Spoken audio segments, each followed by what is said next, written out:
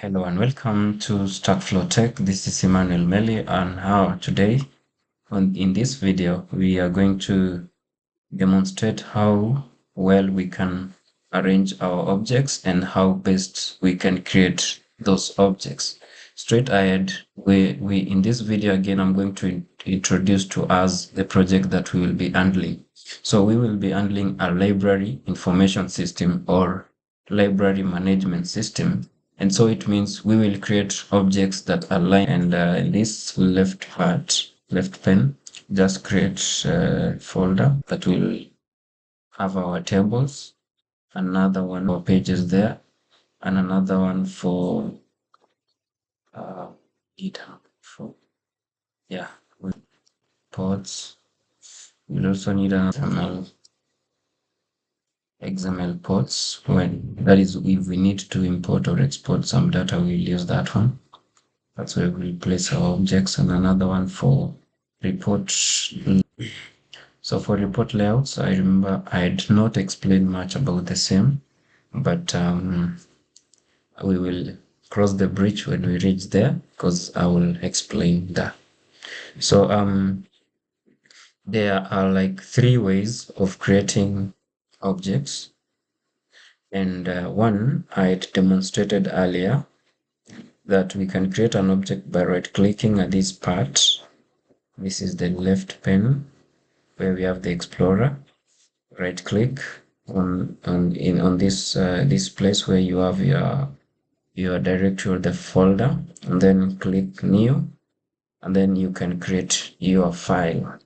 So creating a file means you can create any other file. Let's say test file .al, because we are using the AL programming language, and right here it's empty, so you can specify the type of the object that you want to create. Let's say we want to create a table. We'll say the table, and then the table ID. We discussed about the IDs in the previous video. So let's say 50, 100, and then the table name. So let's say the test table.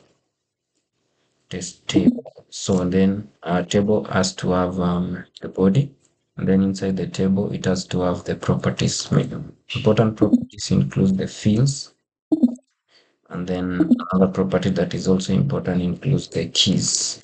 These are the things we had discussed about earlier, and this is the first method that I demonstrated. The second method will require you to, and then if you want the table TT, you can see the first snippet there is a table. And from this list, you can see on the right of this list, there's an explanation of the snippet. The snippets will help you to create the AL objects using the AL extension that we installed earlier for the Microsoft Dynamics 365 Business Central. So if you click enter, or you just click on this, it will just give you the format of how you're going to create your table. So this moved you from a point where you need to do some donkey work. You just provide the table ID, let's say 102, and then you can maintain the name as my table. And then the first field is my field. You can copy paste this one and create your second field as maybe field ID number 2, and then the name should be maybe my field 2. And then you can see it's already given you the keys. And then the key is the primary key of the table. You remember a table has to have a primary key. And something else that this table has that I had not discussed is the variable. So we have two types of variables. When it comes to variables in an object, we have this variable. This is a global variable. And then another one here, you can still create a variable right here. So you can see in this trigger, let's say on validate, I will explain those in the future. So this is another variable declaration but the issue is this is a local variable. It can only be accessed within this field, but when you do a global variable down here, it will be accessed within this object. anywhere in this object. So finally, on explanation of this object creation method is that it also provides you with the triggers. You can see we have like 4 triggers for the table. We have the on insert, on modify, on delete, and on rename. I will explain the triggers in the future. So going ahead, I'll just demonstrate the last method that we are going to discuss on how to create the AL objects. So we will use this one, AL file wizard. So if you click OK, it will give you a drop down of asking you what do you really want to create. You can create all these things using this wizard. If you want to create a table, click on the table and then provide a table name, maybe test table 3. So and then you provide the field. This will be our field 1. Then you need to provide the data type.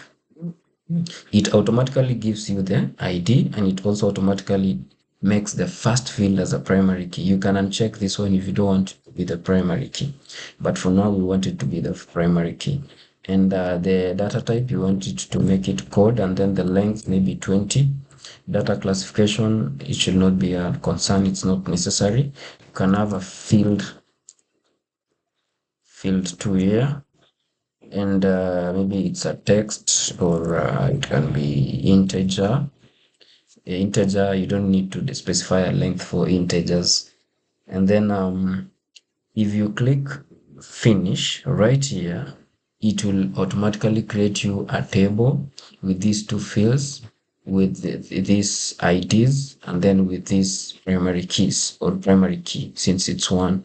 So I'll just click finish so that we can see what happens. Now it's done. So it has created for us a table with a caption. This is a property of a table. It's also data classification to be classified. Since we have not classified, it's not necessary for now. So we have 2 fields that we created. We had created field 1 and field 2. Field 1 was code, field 2 was integer. You can see the field IDs.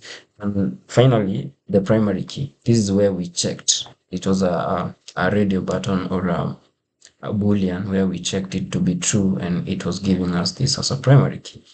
And something to note, our method number 2, where we were using the snippet when we were creating this file here, you see it gave us the variables and the triggers.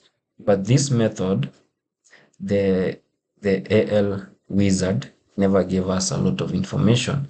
But remember, the difference is it creates for you the table, the name, the which says this is a table ID number 50,101, and the table name that you also provide. So it creates you this one. So I would always advise anyone if you're starting it up, no problem. Just understand how these things are created, and then you can go ahead and use the wizard. It saves you time. It saves you frustration of trying to figure out where and how to place a field. And so unlike the second method you have to provide a field name on your own. But for the third method, which we are using the AL wizard, you don't have to provide the name for yourself, but you provide the name on the wizard. So that's all for how we can organize our work in terms of the folders. This is where we will place our tables. If it's a table, you can just drag and drop there. Then you click move, or you can just right click here and then create your AL. Since it's a report, you may want to create a report, new report. You give a report name, you give a source table name. So we'll discuss on reports on another forum. For now, thank you for watching. Please like, subscribe, and even share this content.